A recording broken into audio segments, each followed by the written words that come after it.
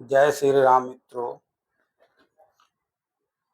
आज हम बात करते हैं ज्येष्ठ मास शुक्ल पक्ष में पड़ने वाली दशमी तिथि को होने वाले पर्व श्री गंगा दशहरा के विषय में। ज्येष्ठ मास के शुक्ल पक्ष की दशमी तिथि को हम श्री गंगा दशहरा पर्व के नाम से जानते हैं। सनातन धर्म को मानने वाले लोग श्री गंगा दशहरा पर्व को बहुत ही श्रद्धा और उल्लास के साथ मनाते हैं तथा गंगा स्नान करके पुण्य लाभ कमाते हैं। श्री गंगा दशहरा पुण्य कमाने का, अपने पापों से मुक्ति पाने का ही नहीं अपितु अपने पितरों को संतुष्ट करने का, उनको प्रसन्न करने का भी दिन है, एक पर्व है। इस दिन स्वर्ग लोक से माता गंगा भगीरथ महाराज के कठोर तपस्या से प्रसन्न होकर के उनके पूर्वजों तथा सगर महाराज के 60,000 पुत्रों के उद्धार के लिए पृथ्वी पर अवतरित हुई। पृथ्वी पर माता गंगा के अवतरित दिवस को हम गंगा दशहरा के नाम से जानते हैं। यह मैं आपको पूर्व की वीडियो में बता चुका हूँ। श्री गंगा दशहरा के दिन हम अपने पितरों को कैसे संतुष्ट करें, किस तरह से उनको प्रसन्न करें, जिससे वह प्रसन्न होकर के हमें अपना आशीर्वाद दें, हमें सुख शांति समृद्धि का आशीर्वाद दें। क्योंकि बिना पितरों के आशीर्वाद के हम यह जीवन सुख पूर्वक नहीं जी पाते, इसमें तनिक भी संशय नहीं है। क्योंकि हम आज जो खा रहे हैं, हम जो पी रहे हैं, जो रह रहे हैं, हम अपने पितरों के आधार पर उनकी कृपा पर ही रह रहे हैं। यदि हमारे पितरों की कृपा हम पर नहीं होगी तो हम सुख से वंचित होंगे, हमें अनेक प्रकार के दुख कष्ट हमें घेर लेंगे तथा इस दुनिया में, इस संसार में चारों तरफ हमारे निराशा ही निराशाएं हो जाएंगी। ऐसा धर्म कहता है, ऐसा हमारा शास्त्र कहते हैं, ऐसा हम सुनते हैं, ऐसा हमने पढ़ा है। क्योंकि पितृ यदि हमारे तृप्त हैं तो चहुं ओर से हमारे ऊपर प्रभु की भी कृपा होगी, सुख शांति समृद्धि और आनंद का जीवन हम व्यतीत करेंगे।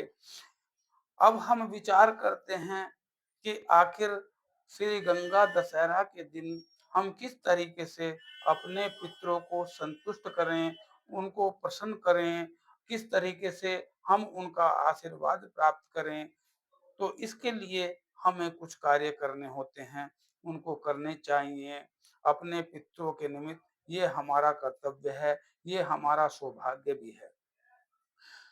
श्री गंगा दशहरा के दिन प्रातःकाल उठ कर के हम पवित्र नदियों में स्नान करें। जैसे गंगा यमुना नदी में स्नान करना एक शुभ कारक माना है, एक पुण्य कारक माना है।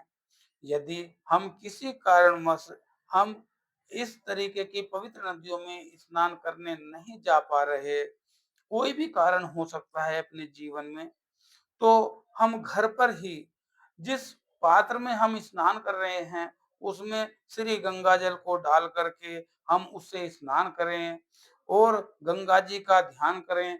वो स्नान करते हुए गंगा जी माता का ध्यान करते रहें, उनका नाम उच्चारण करते रहें, गंगा गंगा गंगा इस तरीके का हम उच्चारण करते रहें तो हमारा घर पर ही एक गंगा स्नान मान्य होगा। गंगा स्नान के उपरांत जो हम दैनिक पूजा पाठ अपना दैनिक जप तप करते हैं उससे निवृत्त होकर के किसी योग्य ब्राह्मण से हम पितरों के निमित्त तर्पण कराएं। तर्पण याद रखिए, बिना कुशा के अभाव में, यदि हमारे तर्पण करते हुए कुशा नहीं है तो वह तर्पण कार्य भी हमारा अधूरा रहता है। अतः कुशा ज़रूर हो, जिसको हम दाब भी कहते हैं। तर्पण यदि हम नहीं करा पा रहे, कोई तर्पण कराने के लिए हमें नहीं मिल पा रहा, तो हम 3 लोटे जल, जिसमें थोड़ा-सा दूध और पीले अथवा सफ़ेद पुष्प तथा काले तिल डाल कर के दक्षिण मुख करके दक्षिणमुखी होकर के अपने पितरों को 3 लोटे वो जल पितरों का स्मरण करते हुए, उनका ध्यान करते हुए हम उनको अर्पण करें, जिससे हमारे पितृ तृप्त होंगे, संतुष्ट होंगे और वे हमें अपना आशीर्वाद देंगे। संभव हो सके तो किसी ब्राह्मण से गंगा दशहरा के दिन अपने पितरों की संतुष्टि के लिए कम से कम 3 माला गायत्री जी की कराएं, जिससे हमारे पितृ तृप्त होंगे, संतुष्ट होंगे। उसके बाद हम उस ब्राह्मण को भोजन कराएं। भोजन के बाद हम उसको जूता, चप्पल, टोपी ये अवश्य ही दान में दें, जिससे हमारे पितृ संतुष्ट होते हैं, तृप्त होते हैं और वे हमें अपना आशीर्वाद देते हैं। इसमें तनिक भी संशय नहीं है, क्योंकि पितृ संतुष्ट तो हम संतुष्ट, पितृ खुश तो हम खुश और पितृ यदि नाराज तो हम नाराज। हमारा मन किसी भी कार्य में नहीं लगेगा, हम असंतुष्ट रहेंगे, हमारे परिवारों में कलेश रहेंगे, झंगट झगड़े झगड़े रहेंगे और हम रोगों से व्यथित रहेंगे, क्लेश में व्यथित रहेंगे, कोर्ट कचहरियों में व्यथित रहेंगे। हमारे जो शुभ खर्च हैं, वे पाप कार्यों में चले जाएँगे। उनको हमारा एक भी पैसा सही कार्यों में नहीं लगने वाला है। ऐसा हमारे शास्त्र कहते हैं, हमारा धर्म कहता है।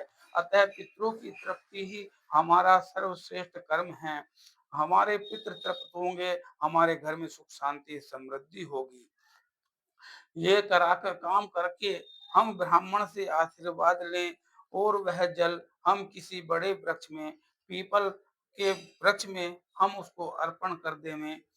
माता गंगा को दूध का अर्पण करें, जिससे हमारे पितृ तृप्त होंगे, इसमें तनिक भी संशय नहीं है।